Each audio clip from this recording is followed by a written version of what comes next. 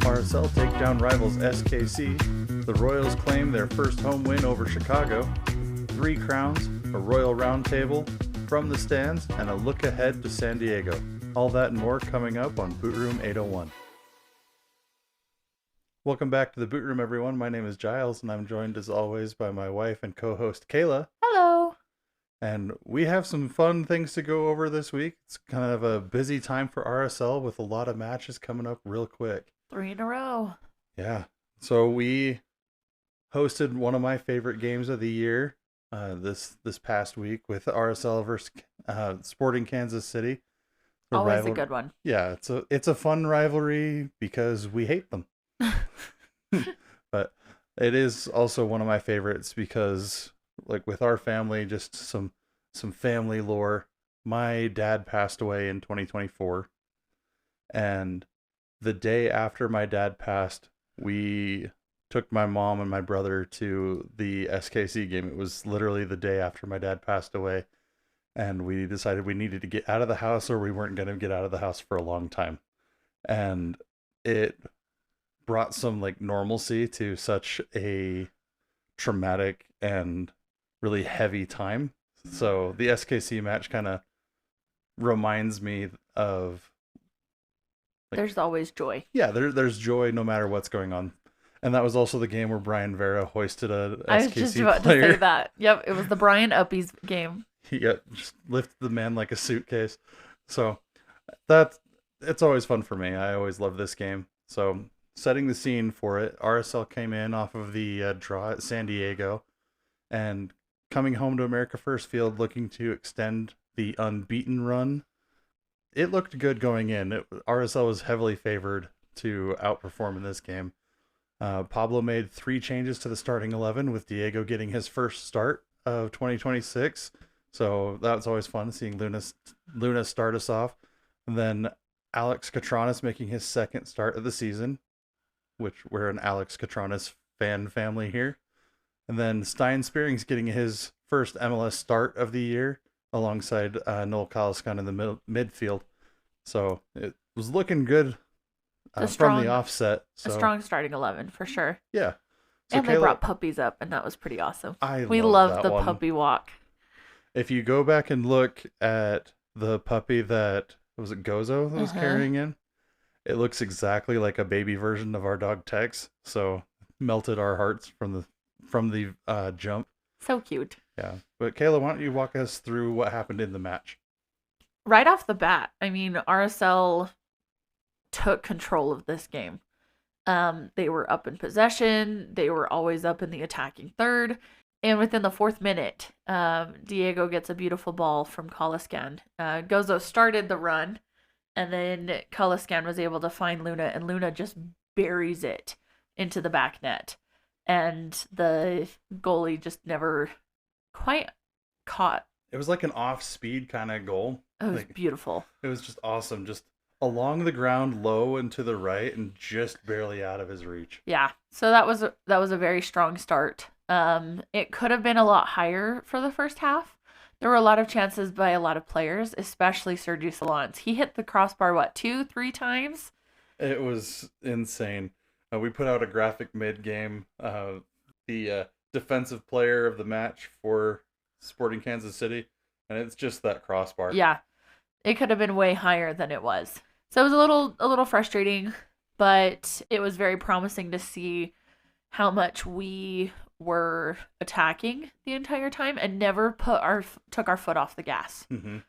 And we even kind of brought that into the second half as well. Mm-hmm. In the 56th minute, we finally got our second goal. So the most beautiful thing to watch is Giles did that little back heel flick to Gozo, and then Gozo's able to get it to Solans. And Solans finally connects with the back of the net. And just when he does his celebration, he just falls on his face. It's just like all like the catharsis of all of those shots that hit the crossbar or the last second save on his breakaway. And just to see the relief of like, finally it went in. It was such a good goal. I know we haven't seen a Giles goal yet, but you can see how much that he is the lead or the playmaker in a lot of these. He's a driving force behind a lot of our offensive And just that opportunities. That back heel that goes directly where he wants it to is some serious talent. Yeah, it was really, I love looking at that because you just see him look up and in less than a second, he knows where everybody is on the field and he just pops that ball to start off just a fantastic opportunity that resulted in a goal. Yeah. Unfortunately, pretty soon after, in the 59th minute, SKC did answer with a goal by their only good player. Freaking Joveljic. Yeah, he was able to get a goal, and it's kind of just a weird shot that hit the post and went the right way for them. So they got a goal. We were betrayed by the post. We did kind of seal SKC's fate in the 82nd minute, luckily. When Spearings was able to find Kalaskan was able to get it to Gozo, and Gozo was able to get that final goal to make it 3-1. And that initial touch, and he even said in his post-match, he's like, "Oh, it was a scary touch because it wasn't that great because he pops it up." And even in the broadcast, like, did he do that on purpose? But it pops the ball up, and then he just snags it out of the air. Oh, it was so pretty. Yeah. So we were able to win 3-1. So once again, I got the score right. Yeah. But no, it was a really, really good game. One of those midday games. Mm-hmm. Luckily, the weather was kind to us. Yeah. Oh, we'd be remiss to fail to mention that pop-up goal that Gozo got did earn goal of the match week by MLS. Voted in by the fans. It really was just a beautiful goal. It was awesome. Yeah. I unfortunately had to watch it afterwards. I was working, but luckily this next game I'll be there. Yeah. We'll be fully present with all of the boot room there.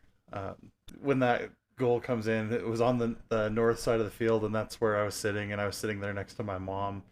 And let me tell you what, the stands in the north side and throughout the whole stadium, but especially like it happened right in front of us, everybody just went nuts instantly. It was like somebody pushed a button. It was awesome. That's great.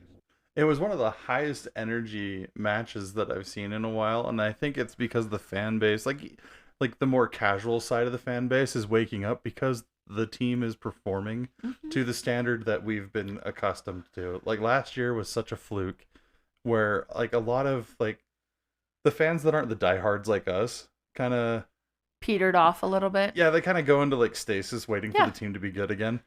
And like for us who are like super invested all the time, that's a little frustrating, but it is nice to see like that frozen part of the fan base thawing out and coming in and bringing some energy.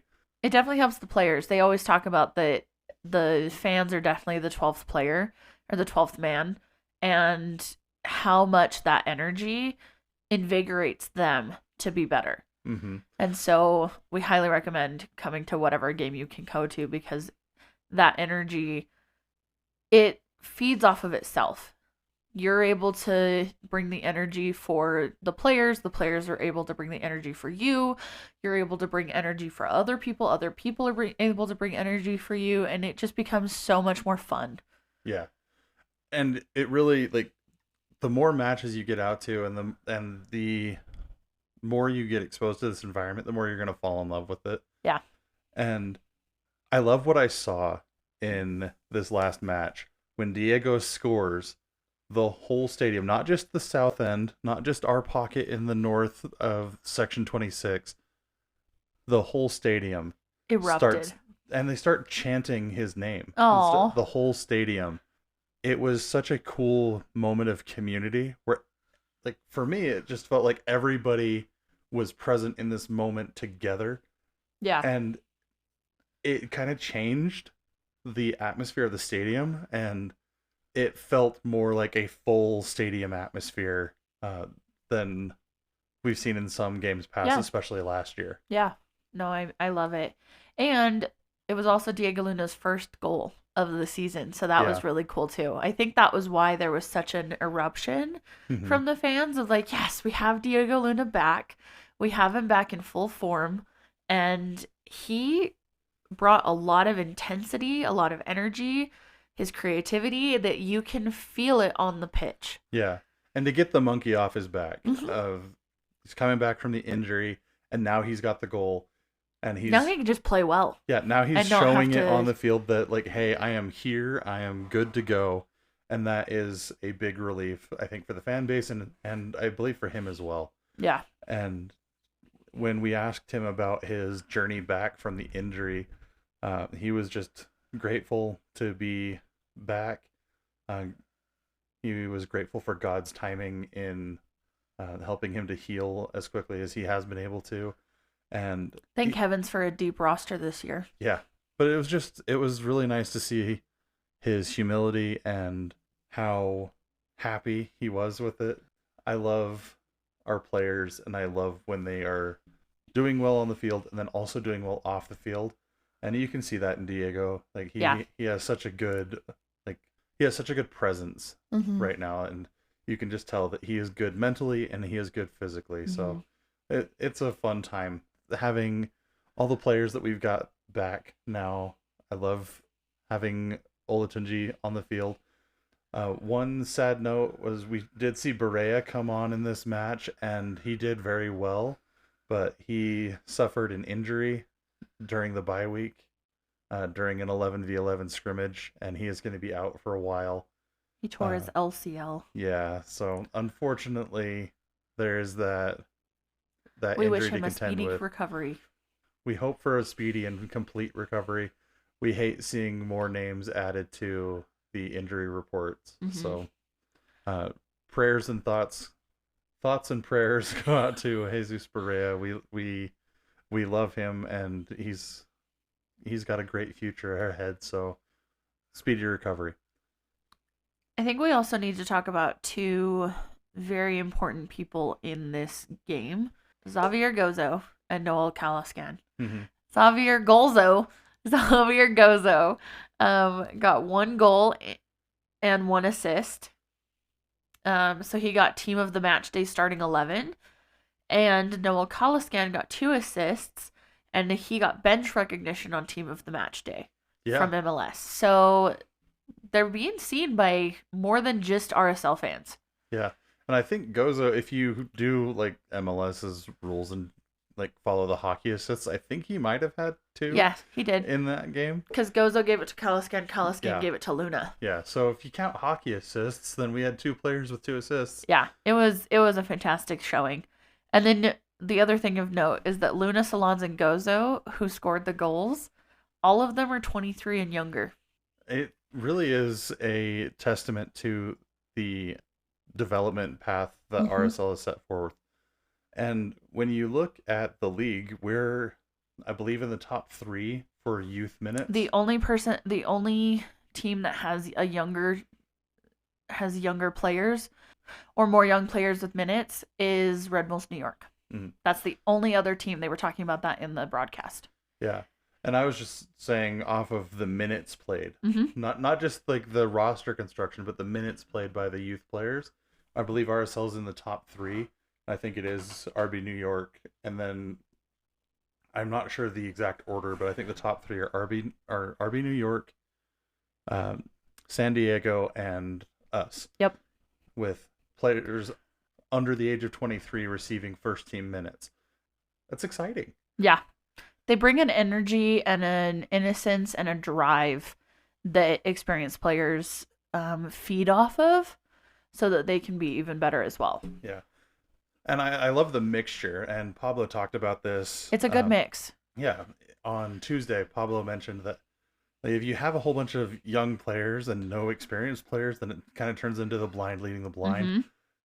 But where RSL is constructed in such a way right now where there are young players to inject some energy, and then you have it balanced with veteran players who bring the experience, bring the they know how to handle those like tough moments or have the composure to maintain the ball against 3 defenders or 3 attackers on a press and be able to get the ball out. And that mixture is just, it's working so well. I'm very, very pleased to see how it's been going. Yeah. It is also interesting to note going into this match that or not going into it, but coming out of this match, RSL controlled so much of this game with quality. They had, according to FOTMob here, they had 2.55 expected goals Holy cow. against SKC's 0.48. They outshot SKC 22-5. They had 3 big chances compared to SKC's 1. And all of that happened with SKC getting a narrow advantage on possession. It was 51% to 49%. But we made better use of the possession that we had. And I would be curious if you look at the heat map and see where is most of that possession happening. Does SKC have any real dangerous possession much through this game? No. It's mostly in their own third. Yeah. So I think RSL did a fantastic job of pinning back this team and limiting what they were able to do. And we saw it time and time again during the match where SKC's possession didn't last long, and they normally gave it away to one of our defensive players or one of our attacking players on a press. So we saw some really good indicators of future performance, I think, here, where we have our attacking players pressing well, we have our defensive players covering. Everybody is aware of where everyone else is. And it's like they're communicating with telepathy. Yeah. Just everybody knows where they're supposed to be and everybody's executing it well. It's good practice. It's good practice sessions. Yeah. That make for that. And good chemistry and no huge egos. Yeah. There have been so many people that have talked about the best thing about this team is that there's no ego to fight against. And you can tell. You can tell that, like, yeah, we have some insane caliber when it comes to Gilavogi or Stein or Luna or Gozo, but none of them have an ego.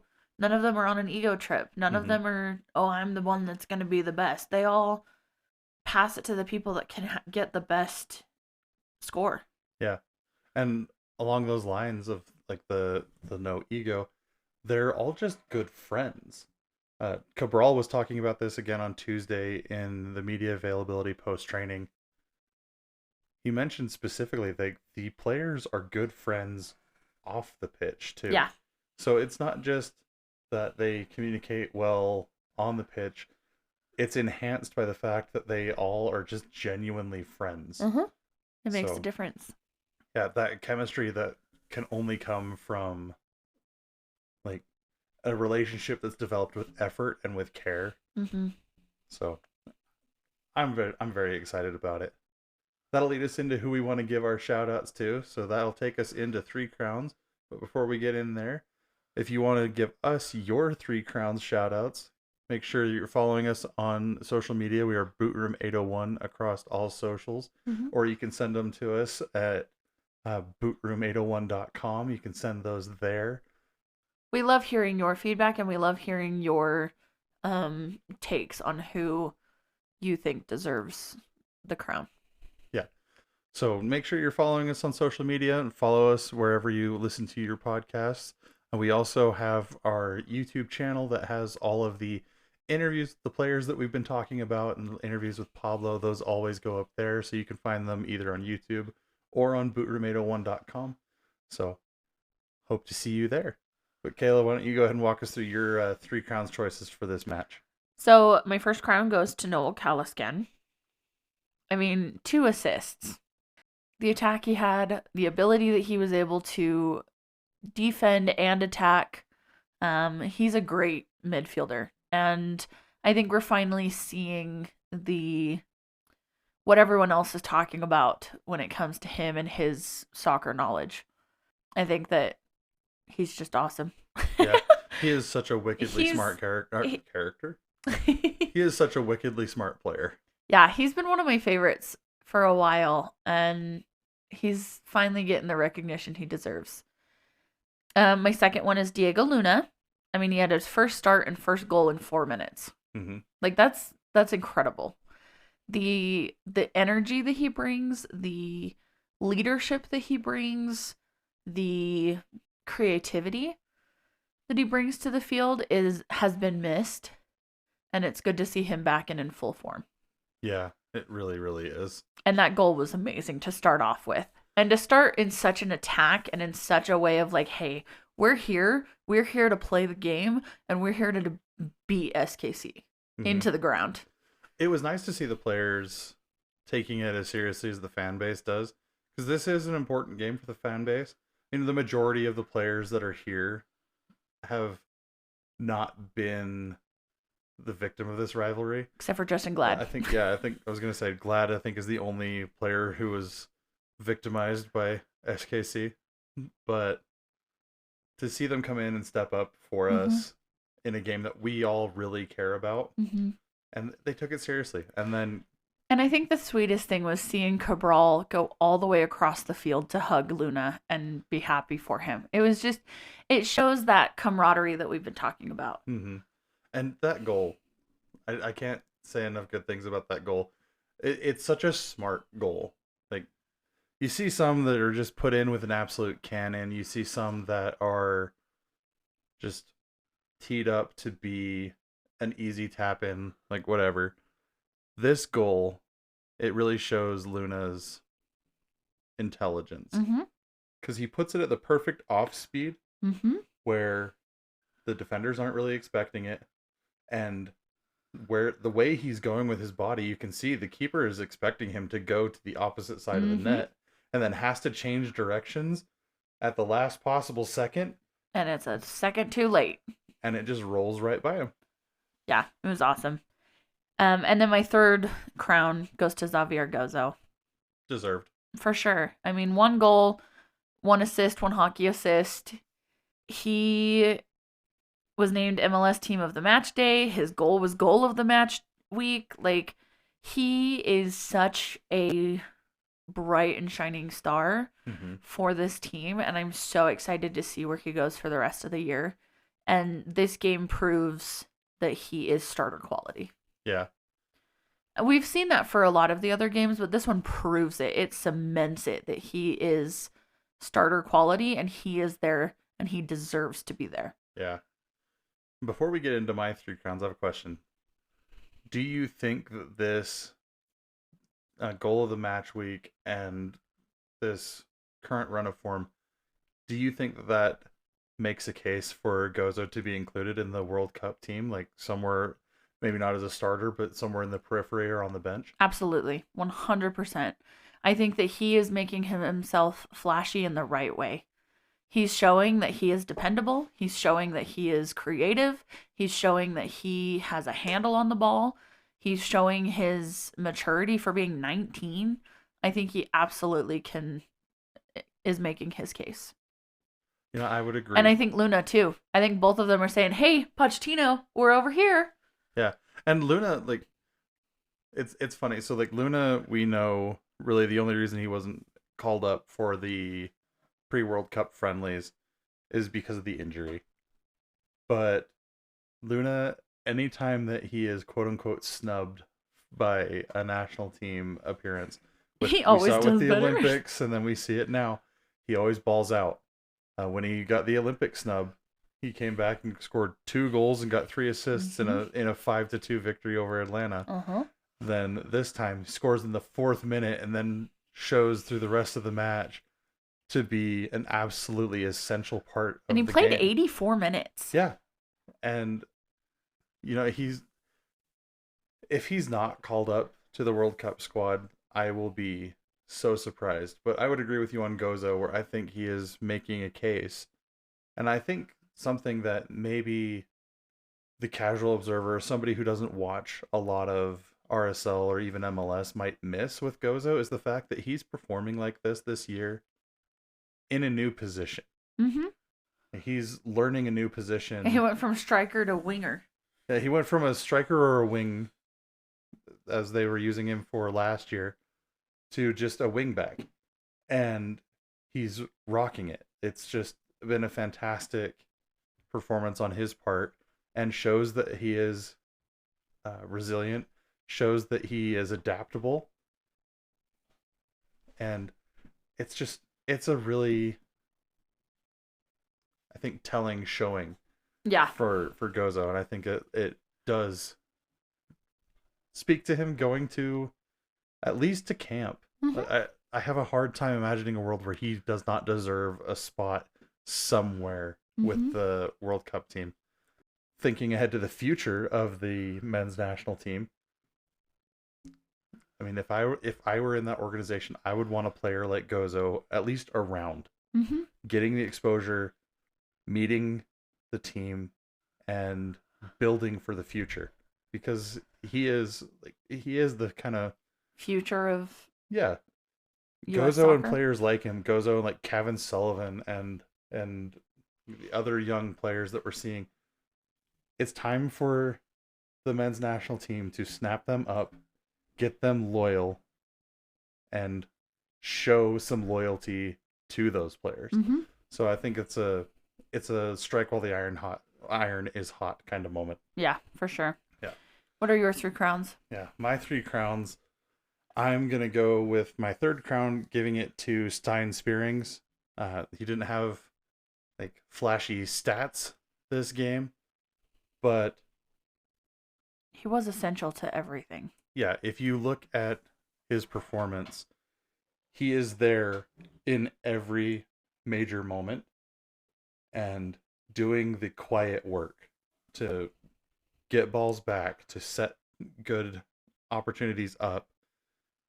I love Stein Spearings. He is exactly what I want out of a midfielder, and I am so happy we have him. And I've said it before and I'll say it again, I cannot believe that we got him on a free.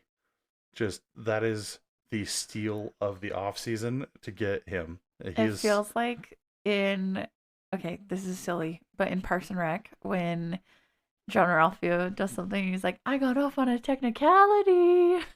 That's what this feels like. Like, we just get him on a free, and he comes in and proves that he is an extremely valuable player from the get-go.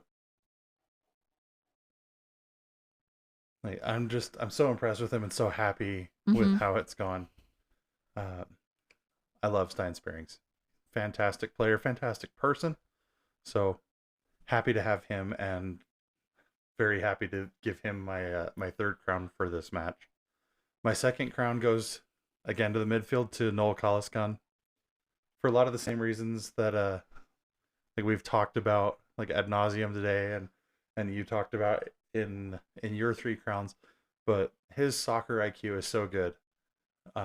He is an underrated player, and he's finally starting to shine. Yeah. And people are finally starting to see it. Yeah. And something that I noticed at the 11v11 scrimmage last week that, I mean, you don't get on match day with all of the noise and the crowd and everything, how communicative he is on the pitch, and how well he is able to coordinate with his teammates. Well, and that's what you want in a midfield. Yeah. And him and Spearings together, like, that is such a beautiful combination. I love it so much. And once Anelli is back and healthy and going into that mix, the 3 of them holding down that midfield, and then you introduce players like Luka Moisa into that mix, Griffin Dillon into that mix. Inject that youth into it. It is a university for scary midfield. Like, I am so excited for the development that's going to come from having all of these players together. We have beautiful. A Beckerman 2.0. Yeah, I'm so happy with it. So, 2nd crown to Noel Kalaskan. You deserve it, bud. So happy to give it to you. Sergi Solans is going to be my 1st crown, and he definitely deserves it. How many close chances?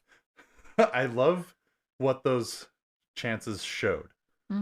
It's so easy to get disheartened and frustrated when you are doing everything right, and it just feels like the universe and nature is conspiring against you. And every time you get a good chance off the bar, just a matter of inches and it would have gone the other way. Off the post, off the keeper, like, His It's perseverance was it's great. so easy to get frustrated with that, and he doesn't. And then it pays off, and he gets a goal. And then even after that goal, he continues to play hard, and he's just such a humble player. He's like he's that perfect mixture of confident and humble. Hmm. I love seeing that in this roster, and it's not just one player that exhibits that. You can point to almost anybody on the field, and they have that mixture. Which And is why it's so magical. yeah, it really does feel magical. And so, Sergi, love you to death. Here's your first crown. Very happy to give it to him. Yeah. And I loved what he said in post training. It was last Friday after the 11v11 scrimmage, where he talked about his journey, and he talked about growing up, where he would work for his dad. His dad was a farmer in Spain and growing fruit. Hmm. And so Sergi would work all summer long for his dad in exchange for his dad buying him cleats Oh. in the winter when Oh. they play in Spain. And just how impactful that was to him.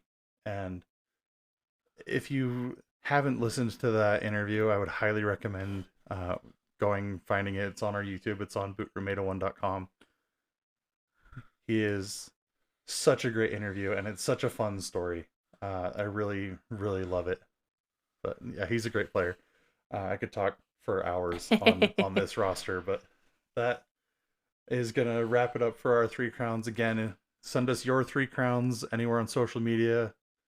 Shout us out at bootroom801.com. Find us in the stadium. Share them. We'll be there in the North End as always. We've talked a lot about RSL.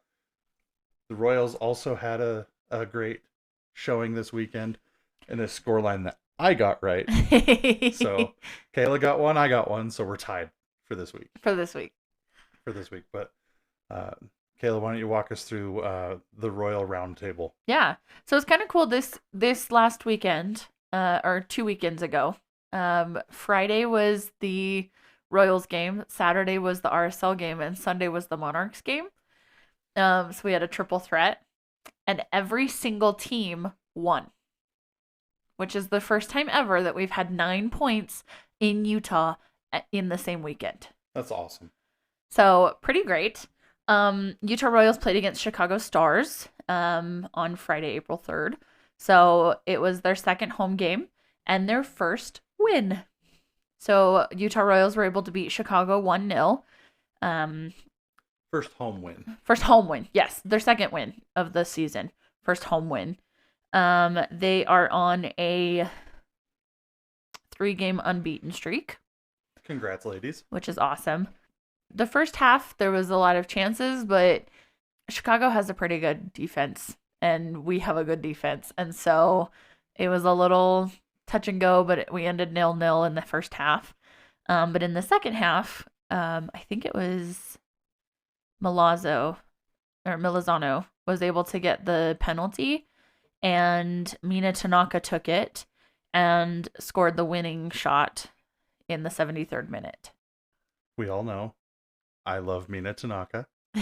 She's my favorite player on the Royals, which there's a lot of great players on the Royals. There's so many great players. And they're fun, they're great. I love them.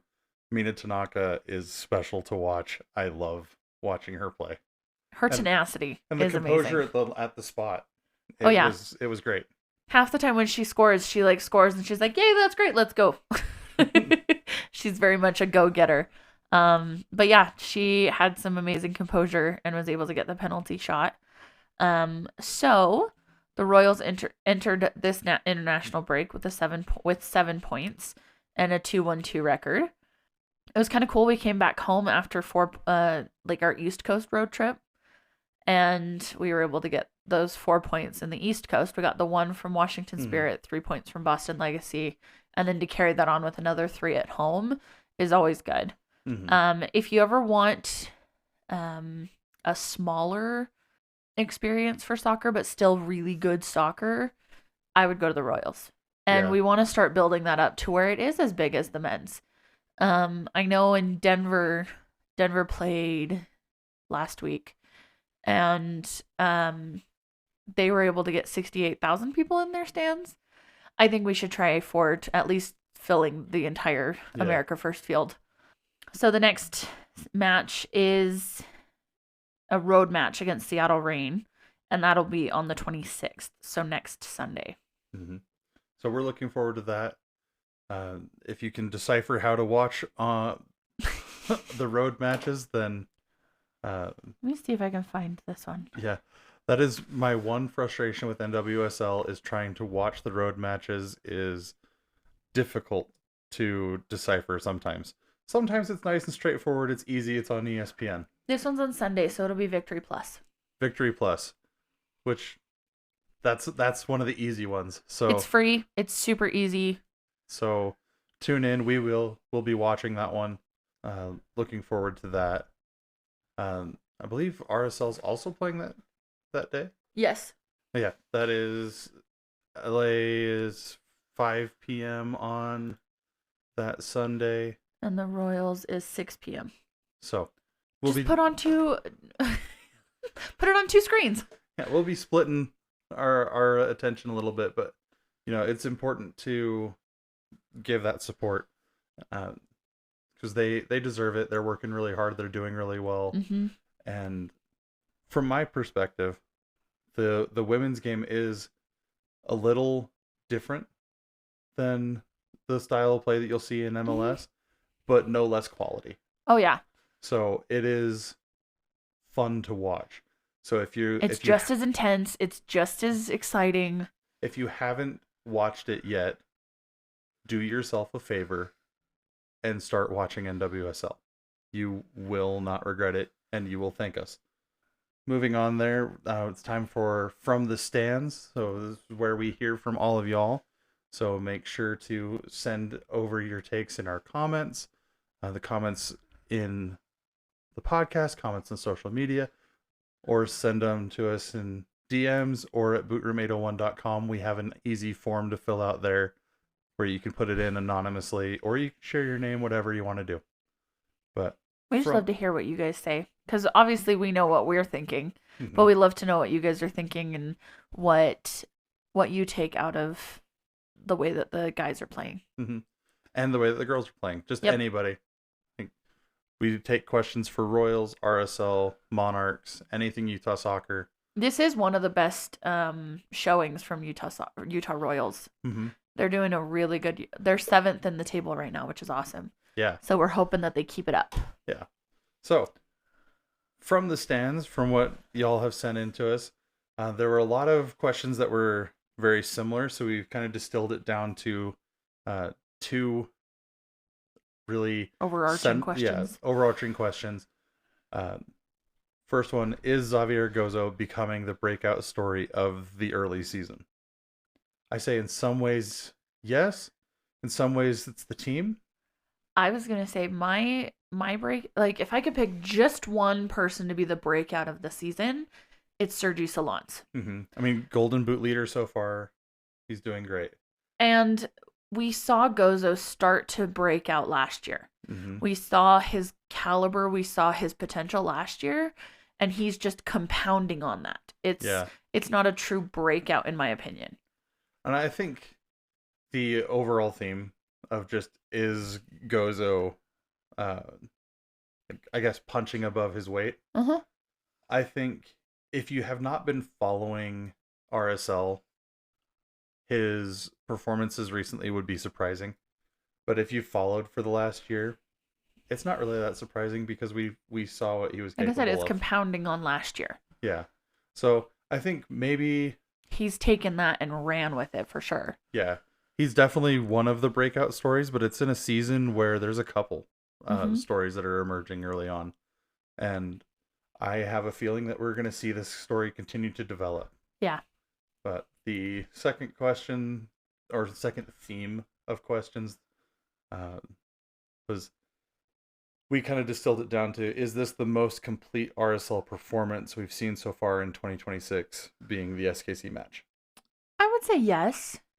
We were only missing like from the golden starting 11 that they were talking about. Instead of Olatunji, we have Solans, which Solans is on a tear right now. Like, you don't want to stop that momentum. Yeah. And then Philip Quinton instead of DeAndre Yedlin, and Callis Gunn instead of Anelli. But other than that, like, it has been kind of that, I guess, Sanabria instead of Catranas too. But it is kind of that starting caliber that we were expecting.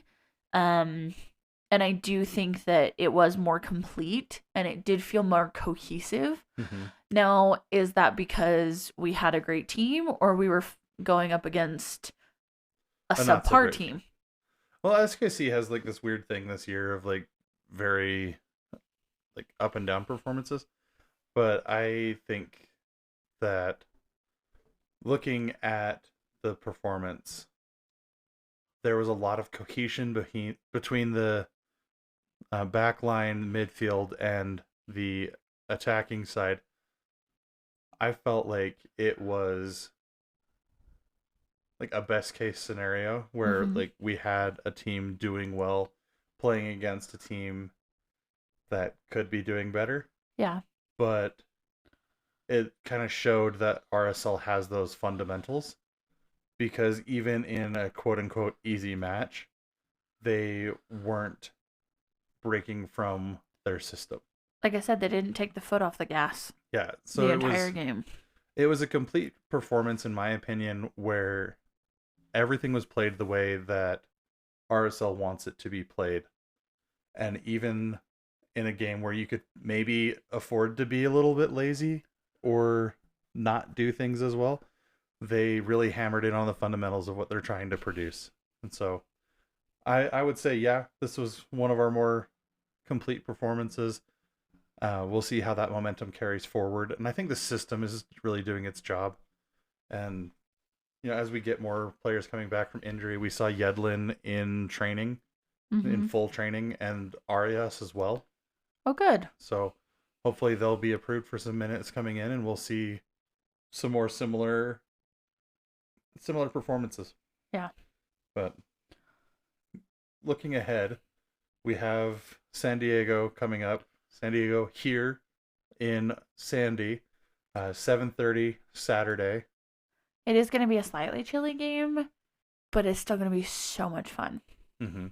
So we're coming into this match. It's clear. It's just chilly. Yeah. We're coming into this unbeaten in our last 5. Mm-hmm. We've also scored 12 goals in the last 5 matches. Yeah, which I hope to see more of. I really like that we have multiple players with multiple goals. Yeah. But I want to see even more. Yeah, I want to see those totals climbing. Mm-hmm. San Diego's kind of coming from a rough couple games. Yeah. They had a 3-0 loss to San Jose and a 3-3 draw with Dallas. And Christopher McVeigh has a red card. So we will not have to worry about Chris McVeigh in this game. So that'll be interesting to see how they patch up that hole. Yeah. If you look at the last 5 across all competitions, San Diego is winless in their last 5. Oof. They had a 3-3 draw to FC Dallas, a 4-0 loss to Toluca, a 2-2 draw against us, then a 3-0 loss against San Jose, and a 2-1 loss against Minnesota. So they're winless in their last 5, and we are unbeaten in our last 5, with the only draw coming from San Diego. So I think we're coming into this, like, RSL has, I think, the advantage with form, obviously, but I think in mentality, the RSL definitely has the advantage. With 2 young sides going against each other right now, I think RSL has the edge in the fact that they have experience to guide the young guys. Yeah. And then also just our young players are kind of special. Yeah. So that definitely gives us an advantage. Because our academy is special. Yeah. So I don't know. Against San Diego, we're 1-1-1 so far. So this will be the deciding factor. if you look on FOTMob right now, the prediction leans heavily towards RSL with a 49% favor. And it's based off of votes, so it's 49% of people think the RSL is going to win. I kind of agree with that. Yeah. I think we're going to come out of this one with probably a 2-1 win. That's my prediction for this one. Yeah. I think 3-1. I'm going to do 3-1 again. Okay. We are on such a tear. We have such enthusiasm and the power behind everything. I think that we have the 3-1. That's what I think. Yeah. I mean, it makes sense. I still think 2-1 just because their keeper's good and Manudua is playing. Yeah. So too bad he didn't get the red card. that would have been convenient. But if wishes were fishes. Yeah. I don't think I'm not too worried about a clean sheet. I think they still have the ability to strike well and luck. And they have Anders Dreyer. Yeah. So I'm thinking 2-1. Yeah. So I think 3-1. You think 2-1. We'll see who wins. Yeah. And then, like we said, the Royals have a bye week this week. Yeah. So they'll be back in action on the 26th. So we'll talk about that match as it comes closer. But that is going to wrap us up now. So, Kayla, why don't you go ahead and take us out? Yeah. Thank you so much for joining us in the Boot Room today. If you enjoyed the show, subscribe wherever you listen, follow Boot Room 801 across all social media, and stay with us at bootroom801.com for independent RSL coverage, interviews, press conference videos, and more. And we'll see you pretty soon this week. Yeah. Come find us at the game. We'll have stickers. So come say hi. Get a sticker. All right. Okay, bye.